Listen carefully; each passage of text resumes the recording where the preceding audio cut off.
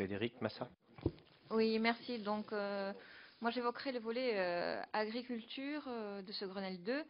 9 décrets d'application ont été pris, 9 décrets d'application ont été prévus, 5 ont été publiés au 31 janvier 2012.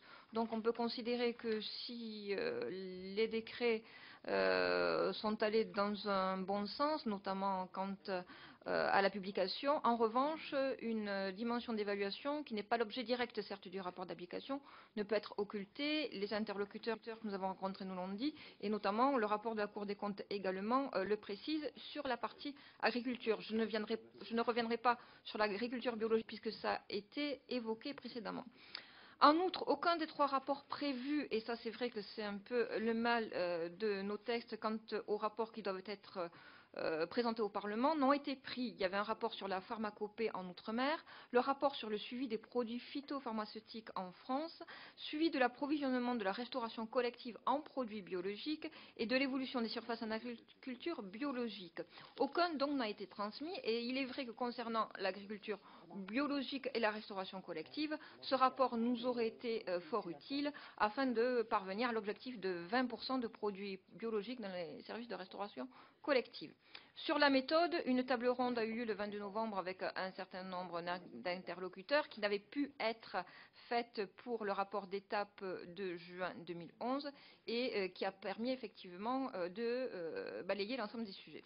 Sur les produits phytopharmaceutiques, je n'y reviendrai pas trop parce que tout à l'heure Philippe l'a évoqué, et comme il faut aller vite, je passe notamment aux critiques qui ont été soulevées à l'égard du plan, au-delà de ce qui a été dit.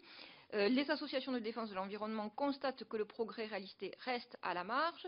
Le plan est financé en quasi-totalité par les agriculteurs par le biais de leur programme d'assurance formation, ce qui est lourd, ils nous l'ont répété. Le Conseil est une simple préconisation écrite dont l'agriculteur peut ou non tenir compte. Il s'agit d'un atout pour certains, notamment les syndicats agricoles, attachés au fait que le décisionnaire en dernier ressort reste l'agriculteur, mais pour les associations environnementales, cela limite l'impact du Conseil. L'article 103 de la Grenelle prévoit en outre l'interdiction de l'indépendance par voie aérienne, sauf dérogation. Alors là-dessus, nous avons eu un certain nombre de remontées parce qu'il s'avère que les dérogations sont assez importantes. Donc finalement, l'efficacité de ce décret concernant l'interdiction de l'épandage est remis en cause fortement par la profession, notamment par les associations environnementales. Donc, pas de point de consensus là-dessus.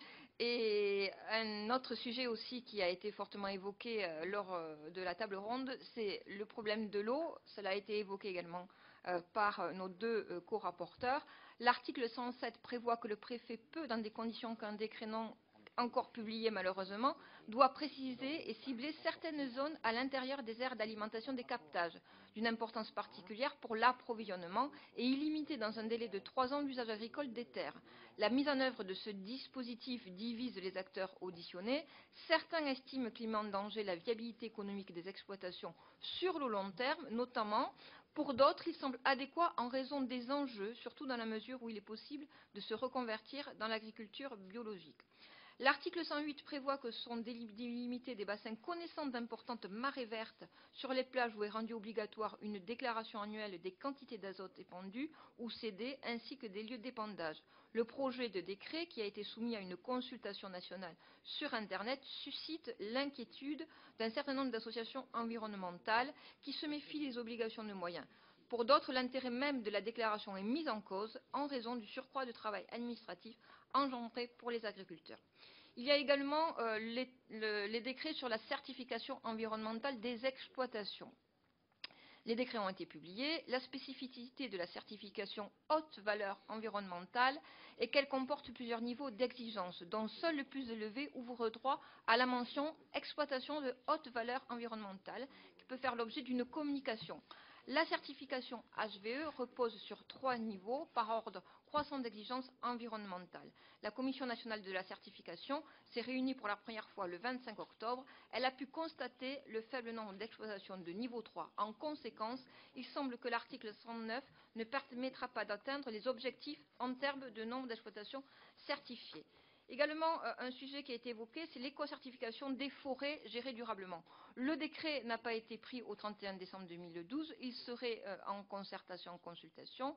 Plusieurs observations des acteurs à ce sujet, notamment concernant la méconnaissance des dispositifs de certification de la part des acheteurs publics, mais également une absence d'évaluation des objectifs en matière d'achat responsable. Le dernier sujet, c'est effectivement la politique génétique des semences. L'article 117. Alors, le gouvernement estime qu'il n'est pas nécessaire de rédiger un nouveau décret sur la politique génétique des semences des plants, dans la mesure où un décret couvre déjà les dispositions prévues par les dispositions de la loi Grenelle II. Cependant, les associations environnementales, elles, pensent qu'il faut justement un décret, dont ce point de désaccord devrait faire l'objet de discussions avec le commissaire général au développement durable.